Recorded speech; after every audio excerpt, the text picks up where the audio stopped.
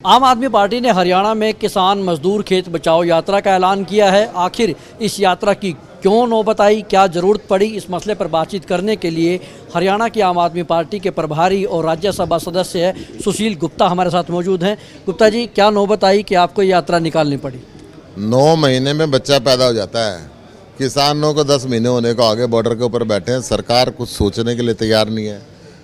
हरियाणा सरकार लाठीचार्ज कराती है, आतंकवादियों जैसा व्यवहार इनके साथ करती है, सिर फुड़वाती है।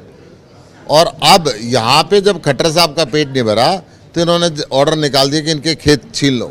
सबसे पहला ऑर्डर निकाला कि शामलात दे, शामलात पाना, शामलात ठोले की ज़मीन सरकार के नाम कर दी जाए, किसानों को 1 रुपया देने की ज़रूरत नहीं है।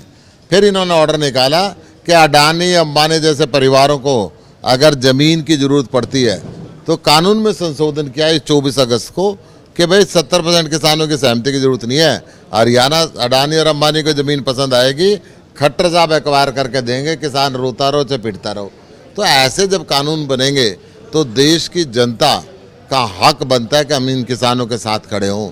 जो किसान इतने दिन से परेशान हो रहे हैं, आम आदमी पार्टी शुरू वाले दिन से सड़क से लेकर संसद तक किसानों के साथ है। अब हमने तय किया है कि हम किसान मजदूर खेत बचाओ यात्रा की शुरुआत करेंगे। 5 सितंबर से करेंगे। इसमें लगभग 4000 व्हीकल भाग लेंगे, 50,000 लोग भाग लेंगे। 90 की 90 विधानसभाओं में ये यात्रा जाएगी। रोहतक में छोटू राम जी की समाधि से शुरू होगी और पलवल के अंदर गांधी जी के स्मारक पे समाप्ति होगी, जहाँ पे एक गोरी सरकार ने गांधी जी को गिरफ्तार किया था आज़ादी की लड़ाई लड़ने के एवज में। कोरोना की तीसरी लहर की आशंका जताई जा रही है और आप इतना बड़ा एक जो जनसमूह इकट्ठा करने की तैयारी में है, कोई खतरा नहीं है? प्रोटोकॉल कोरोना को निभाएंगे और क्योंकि ये एक जगह 50,000 व्यक्ति नहीं है, 4000 किलोमीटर की लंबी यात्रा में 50,000 व्यक्ति हैं, इसलिए कोरोना का इसमें कोई इफेक्ट नहीं आने वाला। आप किसानों की ज़मीन के बहाने अपनी सियासी ज़मीन तो मजबूत करने नहीं निकले हरियाणा में? देखिए, राजनीति बाद की बात है, पहले पब्लिक की लड़ाई की बात है। आम आदमी पार्टी राजनीतिक उद्देश्य से आई भी नहीं, ये तो व्यवस्था को परिवर्तन करने के लिए आई है। सत्ता के लिए आम आदमी पार्टी नहीं बनी।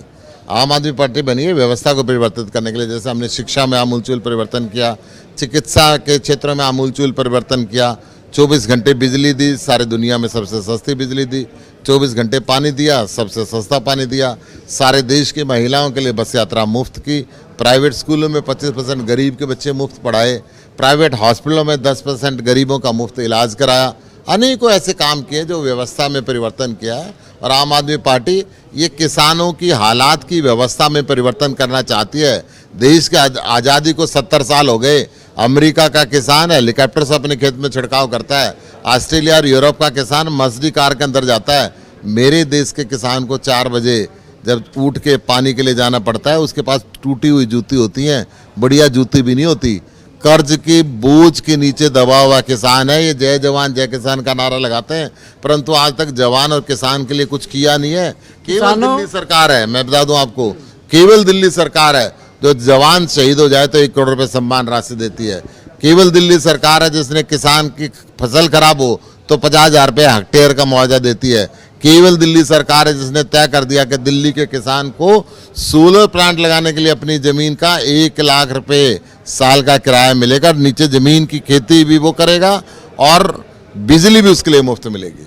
हरियाणा में किसानों पर लाठीचार्ज हुआ, बड़ी तीखी प्रतिक्रिया आई, लेकिन अब तो भाजपा को आप किसान विरोधी बताते हैं। अब तो कांग्रेस ने मोगा में भी बर्बरता से लाठीचार्ज किया। ये दोनों एक दूसरे की ए बी टीम है। कैप्टन अमरिंदर भी अमित शाह का आदमी है, ये कांग्रेस वाले कहते हैं, और कांग्रेस के तो हरियाणा वालों को भी कहते हैं। जो हरियाणा में कांग्रेस का मुखिया बने हुए हैं उनको राहुल गांधी कहते हैं कि बीजेपी की आदमी है। तो ये कांग्रेस ही फैसला कर ले कौन किसके है।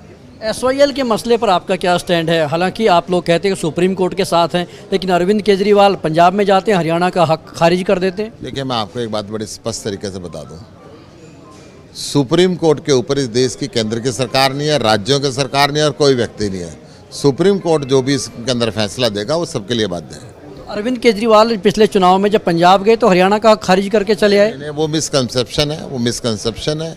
बिल्कुल आम आदमी पार्टी सुप्रीम कोर्ट के फैसले के साथ है। एक आखिरी सवाल, हरियाणा को पानी मिलना चाहिए SYL का? जो भी सुप्रीम कोर्ट फैसला देगा उस फैसले के लिए सभी बाध्य हैं। पंजाब का हिस्सा पंजाब को मिलना चाहिए, हरियाणा का हिस्सा हरियाणा को मिलना चाहिए। शुक्रिया। ये थे आम आदमी पार्टी के हरियाणा प्रभारी और राज्यसभा सदस्य सुशील गुप्ता, जिन्होंने सरकार के ऊपर सवाल खड़े किए और साथ ही किसानों की जमीन हड़पने का कानून बनाने का आरोप भी लगाया। और इसी को चलते उन्होंने हरियाणा में किसान मजदूर खेत बचाओ यात्रा शुरू करने का ऐलान किया है। अब देखना होगा कि इस यात्रा के जरिए वो किसानों की ज़मीन बचाने की कवायद शुरू करेंगे या अपनी सियासी ज़मीन मजबूत बनाने की एक कवायद होगी। कैमरामैन नितिन के साथ Rajesh Chauhan, Living India News, Chandigarh.